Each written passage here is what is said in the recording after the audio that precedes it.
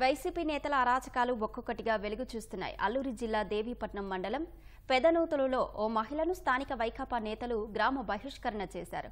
కొంతకాలంగా తాను సాగు చేసుకుంటున్న భూమిని తప్పుడు పత్రాలతో లాక్కునేందుకు వాలంటీర్ యత్నించారని బాధితురాలు ఆరోపించారు. నిరాకరించడంతో వైసీపీ నాయకుల సాయంతో పొలంలోని చెట్లు నరికేందుకు వచ్చారని తెలిపారు. అడ్డుకున్న తనను గ్రామం నుంచి బహిష్కరించారని ఆవేదన వ్యక్తం చేశారు.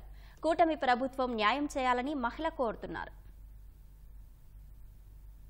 పనికి పెట్టుకున్నానండి. పోయిన సంవత్సరం అండి, కిందటి సంవత్సరం పెట్టుకుంటే ఎర్రమెట్ల ఆ అబ్బాయి వాలంటీర్కి పెట్టుకున్నానండి.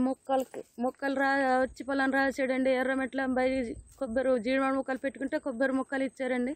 ఆ కొబ్బరి మొక్కలు ఇచ్చుకుంటే వేసుకున్నామండి. తోటలో వేసుకుంటే ఇంకా మొక్కలనికి కూడా మరి మా పేరు మీద ఆన్లైన్ చేసారో లేదో తెలియదు, కానీ ఇంకా చెప్పుకున్నామండి. ఊర్లో వారు రాయొద్దు, దానికి మొక్కలు రాయొద్దు, దానికి కూడా ఏం చెయ్యొద్దు అని పెట్టుకొని ఉన్నారండి. ఇంకా ప్రకారంగానే ఊర్లో వారంతా నాతో మాట్లాడారు. ఇంకా నాకు ఇకంత నా పక్కన పెట్టారండి. నేను కేవలం పింఛన్ కోసము, కేవలం రేషన్ కార్డు బియ్యం కోసమే ఆధారం పడి ఉంటానండి. దానివల్ల నేను బతుకు, ఇంకా నా జీవనోపాధి అదే అని ఉంటానండి. మా అమ్మగారు కామరపు పండమ్మ గారు అండి.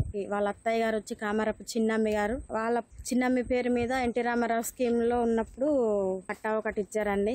ఈ భూమిని అప్పటి నుండి అమ్మాలు, నానమ్మలు, తదనంతరం అమ్మాలు చేసుకుంటూ వస్తూ ఉండేరు. వచ్చినప్పటికీ రీసర్వేలో భూమి పెదల యశోదమ్మ దాని ఆన్లైన్ వచ్చిందనేసి వాలంటరీ తల్లి అండామె మీటింగ్ పెట్టి వాలంటరీ తల్లిదండ్రులు, వాలంటరీ వాళ్ళందరూ కలిసి తోటని నరికేశారండి. ఎందుకు నరుకుతున్నారు అని చెప్తేనేమో మాది ఇది, మీకేం సంబంధం లేదని చెప్పేశారు. అమ్మతో ఎవరైనా మాట్లాడితే కనుక 5,000 జరిమానా విధిస్తామని, సాయం చేసినాను, మాట్లాడినాను, పలకరించినా కూడా అసలు 5,000 వేస్తామని చెప్పారండి. అలా చెప్పడం జరిగిందని అలా చేసి మీటింగ్లు పెట్టుకొని గ్రామ బహిష్కరణ చేశారండి.